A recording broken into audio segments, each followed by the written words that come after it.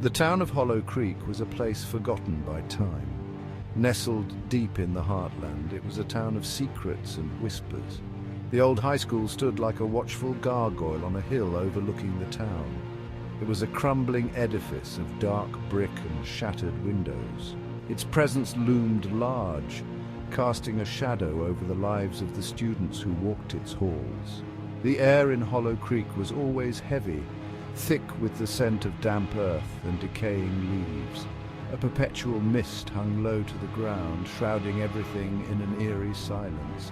It was a silence that spoke volumes, a silence that whispered of forgotten things best left undisturbed.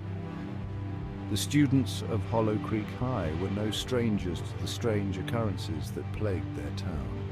Generations of teenagers had passed through the school's decaying corridors.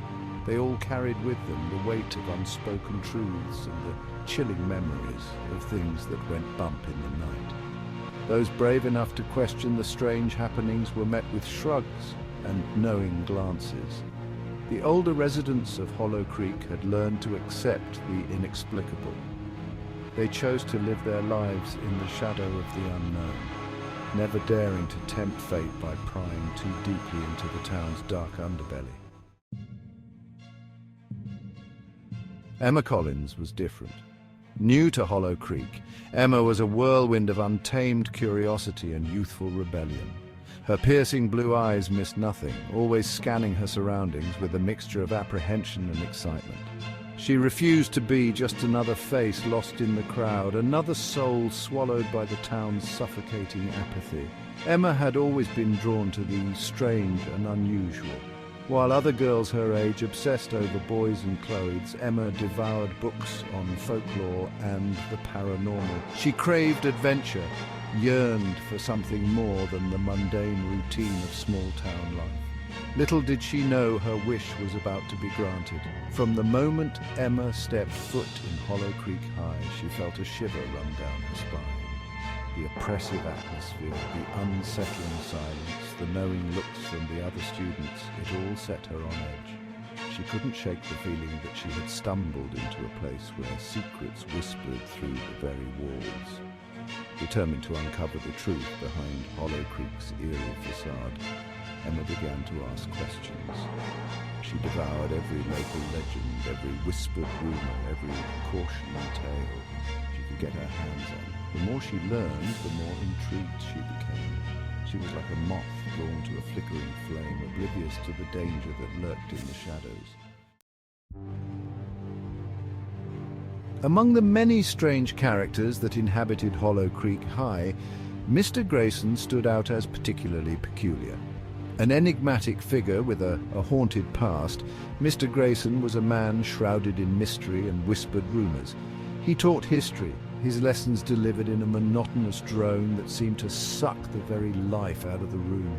Students whispered tales of Mr. Grayson's eccentricities, his long, untamed hair that seemed to have a life of its own, his piercing gaze that seemed to see right through them, and his uncanny ability to appear out of thin air.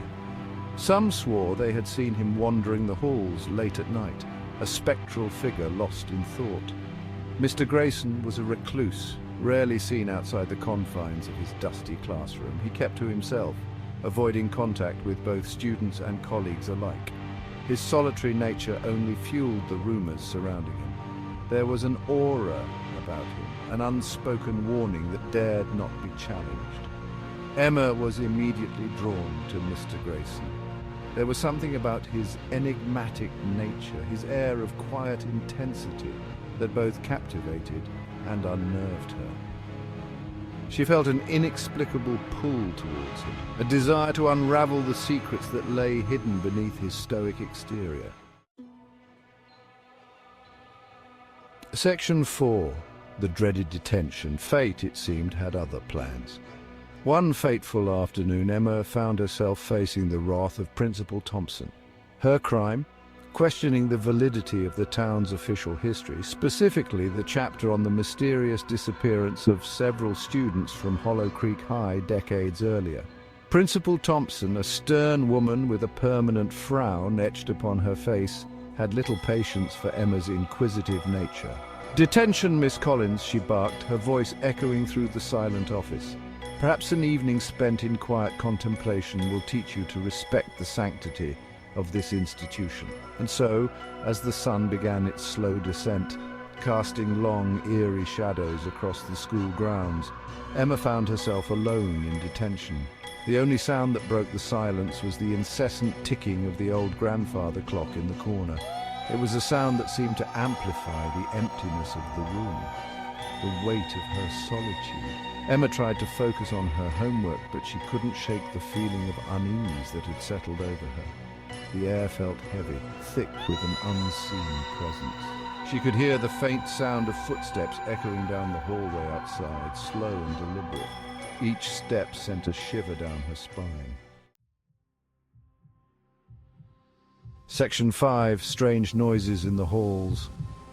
As the minutes ticked by, the noises outside the classroom grew louder.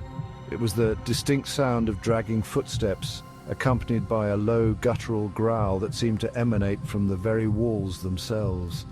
Emma's heart raced in her chest, her mind conjuring up images of unseen horrors lurking just beyond the classroom door.